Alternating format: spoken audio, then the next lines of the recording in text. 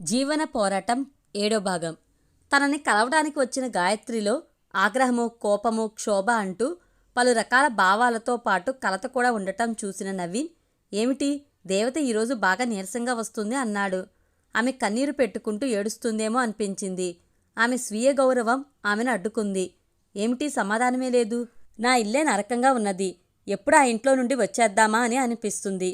పరిస్థితి తనకు అనుకూలంగా మారుతూ ఉండటాన్ని గాయత్రి మెల్లమెల్లగా దిగి రావటాన్ని గ్రహించాడు.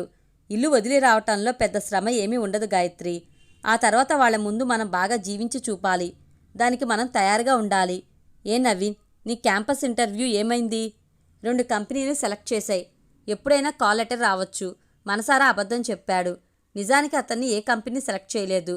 సమస్య ఏమీ లేదు, వదిలే. నీకు ఉద్యోగం దొరికేంత వరకు ఖర్చులు నేను చూసుకుంటాను. ఏం చేయబోతావు? అతని మనసు లోపల పాట పాడుతుంది. డబ్బు డబ్బు, మనీ మనీ. అది నా సమస్య. నువ్వెందుకు దాని గురించి బాధపడుతున్నావు? లేదు గాయత్రి, నువ్వేం చేయబోతావో అనేది నేను తెలుసుకుంటే బాగుంటుంది. ఇంతకు ముందే నా బ్యాంక్ అకౌంట్ బ్యాలెన్స్ కొద్ది కొద్దిగా పెంచి ఉంచాను. నువ్వు పిలిచేంత వరకు పెంచుతాను. వచ్చేటప్పుడు వీలైనన్ని నగలు వేసుకుని వస్తాను.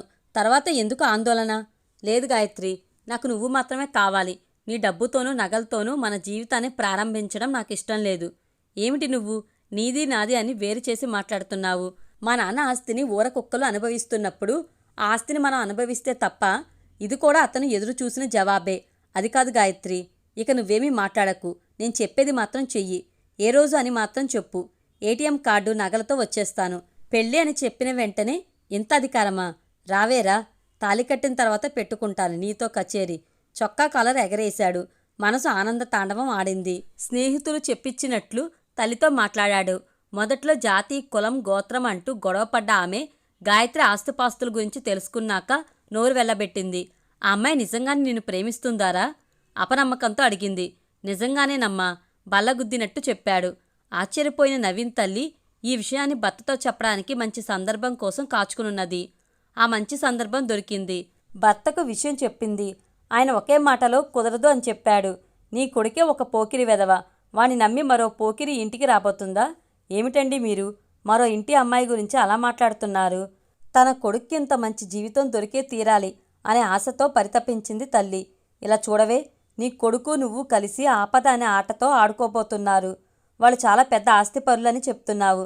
వాళ్ళకి ఈ విషయం తెలిసినప్పుడు ఉంటుందే మీకు? కన్నవారి అంగీకారంతో, వాళ్ళ ఆశీర్వాదంతో జరిగేదే పెళ్ళి. తాళి కట్టుకుని లేచిపోవడం సినిమాల్లోనే జరుగుతుంది.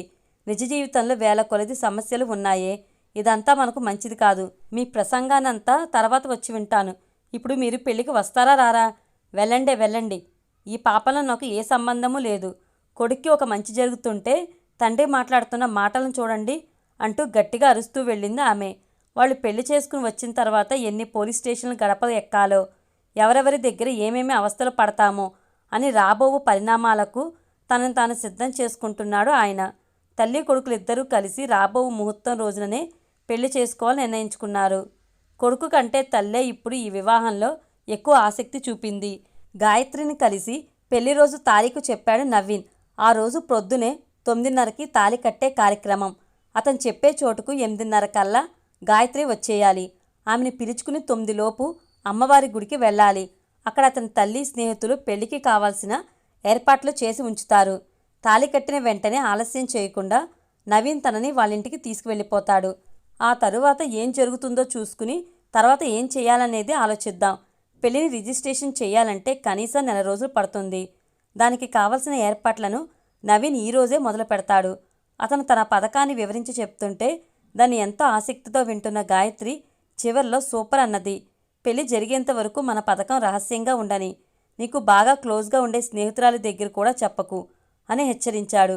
ఇంకో విషయం గాయత్రి, పెళ్లి తర్వాత ఎలాగో విషయం మీ ఇంటికి తెలిసిపోతుంది. అప్పుడు వాళ్ళు ఇచ్చే ఒత్తిడి వలన, మీ నాన్న మనుషులు, ఆయన అడ్వకేట్లు మన మీద చేసే బెదిరింపు చర్యల వలన నువ్వు మనసు మార్చుకుని నన్ను విడిచి వెళ్ళిపోవు కదా? నవీన్ మాట్లాడిన మాటలతో కరిగిపోయింది గాయత్రి. నవీన్ యొక్క మనసు రస్క్ తినాలంటే రిస్క్ తీసుకునే తీరాలి అని పంచు డైలాగ్ మాట్లాడుకుంటుంది. నవీన్, నువ్వు ఎక్కువ భయపడుతున్నావు. నన్ను తక్కువగా అంచనా వేయకు. నా మాటల్లోనూ చేష్టల్లోనూ నేను చాలా పట్టుదలగా ఉంటా అన్నది. అతని మెదడులో ఏదో ఒక మూలన దీనికోసమే కదా ఆశపడ్డావు నవీన్ అన్న స్వరం పలకడాన్ని సంతోషపడ్డాడు. లేదు, నువ్వు మాత్రం నన్ను వదిలేస్తే నన్ను చంపేస్తారు అంటూ మొహాన్ని డల్గా పెట్టుకుని చెప్పాడు. రేయ్, నువ్వు ఎక్కువ ఆలోచిస్తున్నావు అనుకుంటా. పిచ్చి పిచ్చి ఆలోచనలు మాని జరగాల్సిన పనులు చూడు అని చెప్పి బయలుదేరింది. వెళ్ళేటప్పుడు నవీన్ చేతిలో 100 రూపాయల కట్ట ఒకటి ఇచ్చి ఖర్చులకు ఉంచుకో అని చెప్పి వెళ్ళిపోయింది. ఆమె తన కళ్లకు కనిపించినంత దూరం వెళ్ళిన తర్వాత ఆమె తన చేతికి ఇచ్చిన 100 రూపాయల నోట్ల కట్టని తలపైన పెట్టుకుని నిజంగానే సంతోషంతో ఆడిపాడాడు నవీన్. డబ్బు, మనీ మనీ, మనీ మనీ డబ్బు. ఒకరోజు పొద్దున గాయత్రి రాజరాజేశ్వరితో చెప్పింది. అమ్మా, నేను 7:30 కల్లా ఒక పెళ్లికి వెళ్తాను, కొంచెం నగలు ఇవ్వమ్మా అన్నది. రకరకాల నగలను కూతురు కోసం కొని ఉంచినా వాటిని ఒక్కరోజు కూడా కూతురికి వేసి అలంకరించి చూడలేదు. అందువల్ల ఈరోజు ఆమె నగలు కావాలని అడగగానే ఆశ్చర్యంతో నగల పెట్టెను తీసుకువచ్చి ఇచ్చింది. తర్వాత కొద్ది నిమిషాల్లో పట్టుచీర యొక్క తలతల మెరుపులతో ఒళ్లంతా నగలతో నిండిన కాంతితో వచ్చి నిలబడ్డ గాయత్రిని ఆశ్చర్యంగా చూసింది. అంతవరకు గాయత్రి పట్టుచీర కట్టలేదు, ఇన్ని నగలు వేసుకోనూ లేదు. టిఫిన్ తిని వెళ్ళవే. పెళ్లి వాళ్ళింట్లో తింటానమ్మా, నా ఫ్రెండ్స్ అందరూ నా కోసం కాచుకునుంటారు తొందరగా చెప్పి వేగంగా నడుచుకుంటూ వెళ్ళింది. కూతురు నడిచి వెళ్తున్న అందాన్ని చూసి ఆనందపడుతూ వెనక్కి తిరిగిన రాజరాజేశ్వరి వెనుక మంగమ్మ నిలబడి గాయత్రిని చూసి ఆనందపడుతుండటం గమనించింది. ఏమిటి మంగమ్మ, అలాగే నిలబడిపోయావు? చిన్నమ్మగారే పెళ్లి కూతుర్లాగా ఉన్నారు. తిరిగి వచ్చిన వెంటనే ఆమెకు దిష్టి తీసివేయండి. దేవతలాగా ఎంత అందం, నా కళ్ళే పడేటట్టున్నాయి. మన కళ్ళన్నీ గాయత్రిని ఏమి చెయ్యవు, ఊరి కళ్ళు కోసమే దిష్టి తీసేయాలి అని చెప్పుకుంటూ లోపలికి వెళ్ళిపోయింది రాజరాజేశ్వరి. దేవత ఎక్కడికి వెళ్తుందో తెలియని ఆ ఇద్దరు మహిళలపై జాలి చూపాల్సిందే. నవీన్, గాయత్రి ఒక 2 వీలర్లోనూ, అతని స్నేహితులు ఇద్దరు వేరొక 2 వీలర్లోనూ ఎక్కగా ఆ 2 2 వీలర్లు అమ్మవారి గుడి వైపుకు వెళ్లే దారిలో వెళ్లటం మొదలైంది. గాయత్రి మొహంలో కళ్యాణకళ ఉట్టి పడుతుంటే నవీన్ దగ్గర వేరే విధమైన ఉత్సాహం కనబడుతుంది. దానిని చెదరగొట్టే విధంగా రోడ్డు వంకర తిరుగులో హఠాత్తుగా 2 కార్లు వచ్చి వాళ్లకు అడ్డుపడింది. ఆ కార్లలో నుండి గబగబామంటూ దిగిన కొందరు 2 వీలర్లను ఆపారు. వాళ్ళ చేతుల్లో ఉన్న ఆయుధాలను చూసి గాయత్రి మిగిలిన వారు అదిరిపడ్డారు. కారులో వచ్చిన వాళ్లలో కొంతమంది నవీన్ స్నేహితులను చూసి ప్రాణాల మీద ఆశ ఉంటే పారిపోండి అంటూ బెదిరించారు. ఆయుధాలను చూసి భయపడిపోయిన స్నేహితులు ఇద్దరూ ఎటువంటి తిరుగుబాటు చూపకుండా వాళ్ళ 2 వీలర్ను వెనక్కు తిప్పుకుని కనిపించకుండా పారిపోయారు. కొందరు నవీన్ గొంతు మీద కత్తి పెట్టి లాక్కును వెళ్లి కారు వెనక సీట్లో కూర్చోబెట్టి అతని చెరో పక్క ఇద్దరు కూర్చున్నారు. ఒక్క క్షణంలో ఇవన్నీ జరిగిపోగా ఒకడు గాయత్రి దగ్గరకు వచ్చి, మేడం, మేము మీ దగ్గర మొరటగా ప్రవర్తించడానికి ఇష్టపడటం లేదు. మమ్మల్ని శ్రమ పెట్టకుండా ఆ ముందు కారులో ఎక్కి కూర్చోండి అన్నాడు. ఎదురు చూడని ఈ సంఘటనతో షాక్ తిన్న గాయత్రి, మీరెవరు, ఎందుకోసం మమ్మల్ని ఎత్తుకుపోతున్నారు, నేను ఎవరనేది మీకు తెలుసా అని కోపంగా అడిగింది. అవన్నీ మాకు తెలియదు, తెలుసుకోవాల్సిన అవసరమూ లేదు. ఇప్పుడు మీరు వెళ్ళి కారులో ఎక్కలేదనుకోండి, మేము లాక్కును వెళ్ళి బలవంతంగా ఎక్కించవలసి వస్తుంది.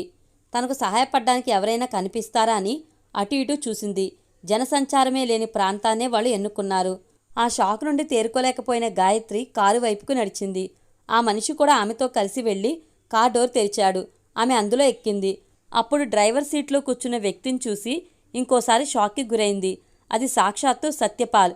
అరే దుర్మార్గుడా, నువ్వా అంటూ ఆమె అరవటాన్ని అతను పట్టించుకోలేదు. బయట నిలబడి ఉన్న అతనితో చెప్పాడు, నవీన్ నోరుకు ప్లాస్టర్ అతికించండి, చేతులను వెనక పెట్టి కట్టేయండి, ఎదురు తిరిగితే కొంచెం కూడా జాలి చూపకండి. అతని 2 వీలర్ను ఎవరైనా ఒకరు తీసుకుని మా వెనకే రండి అని గబగబా ఆదేశాలిచ్చి ఆ తర్వాత కార్ స్టార్ట్ చేసి పోనిచ్చాడు. గాయత్రి సత్యపాల్ని శపించడం, కొట్టడం, కార్ని తోలనివ్వకుండా అడ్డుపడ్డం చేసింది. ఓర్పు కోల్పోయిన సత్యపాల్, ఒక అరగంట సేపు మౌనంగా ఉన్నావంటే నీకు పలు నిజాలను నిరూపిస్తాను, కానీ నువ్వు ఇలా మొరాయిస్తే అది వెనక కారులో వస్తున్న నవీన్కి ఇబ్బందిగా మారుతుంది, పర్వాలేదా అని కఠినంగా అడిగాడు. పరిస్థితిని తనకు అనుకూలంగా వాడుకుంటున్నాడనేది గ్రహించింది గాయత్రి. తన ముఖాన్ని 2 చేతులతో మూసుకుని తలదించుకుని మౌనంగా కూర్చుంది. తర్వాత ఏం జరుగుతుంది అని ఆలోచించింది. పోలీస్ స్టేషన్కు తీసుకువెళ్ళి నిలబెడతాడు. తన పలుకుబడినంత ఉపయోగించి బెదిరిస్తాడు. అక్కడే మనం గట్టిగా మన మాట మీద నిలబడాలి. వాళ్ళకి ఎలా సమాధానం చెప్పాలి అని ఆలోచిస్తూ తనని తాను తయారు చేసుకుంటుంది. తల్లి తండ్రి వచ్చి బ్రతిమిలాడినా ఎటువంటి పరిస్థితిలోనూ నవీన్ని కాపాడాలి అని తీవ్రంగా ఆలోచిస్తూ వచ్చినప్పుడు కారు వాళ్ళ ఆఫీస్లోకే వెళ్లటం గాయత్రి గమనించలేదు.